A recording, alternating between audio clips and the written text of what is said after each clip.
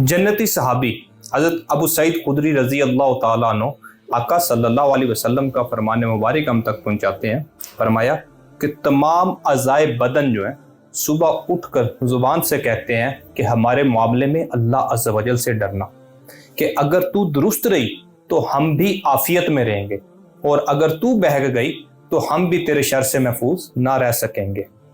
यकीनी तौर पे ज़ुबान जो है वो इंसान के इजहार ख्याल और उसके तख़य्युलात को अल्फाज में ढालकर दूसरों तक पहुँचाने का अहम ज़रिया है। अगर खुदा न खास्ता यही डिट्रैक हो जाए, यही शरीयत के दायरे से बाहर जाकर अपने मामलात करने लग पड़े तो इंसान के लिए बहुत बड़ा मसला बना देती है। बहुत सारे गुनाह जिनमें झूठ, ग़ीबत, चुगली, बदजुबानी और दूसरों पर इल्ज़ाम तराशी और बहुत सारे दीगर मुहर्रिकात ऐसे हैं जिनकी बुनियादी वजह ज़ुबान ही है। अगर इसको शरीयत के दायरे में रखा जाए, इसको शरीयत की लगाम दे दी जाए तो ये बहुत सारे बुलंदी दर्जात का सबब बन जाती है, तस्बीहात का ज़रिया बनती है।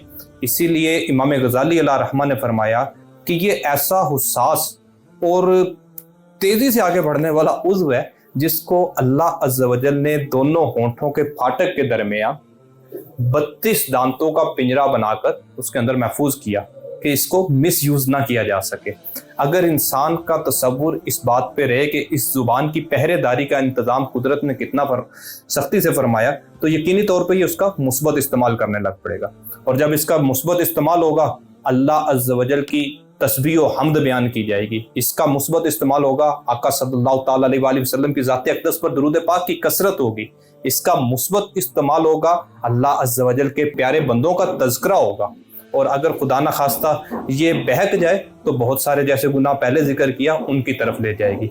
अल्लाह अज़्ज़ वजल हमें ज़ुबान के शर से महफूज रखे और इसका बेहतरीन इस्तेमाल करने वाला बना दे। आमीन बिजाहिल नबील आमीन सल्लल्लाहु अलैहि वसल्लम।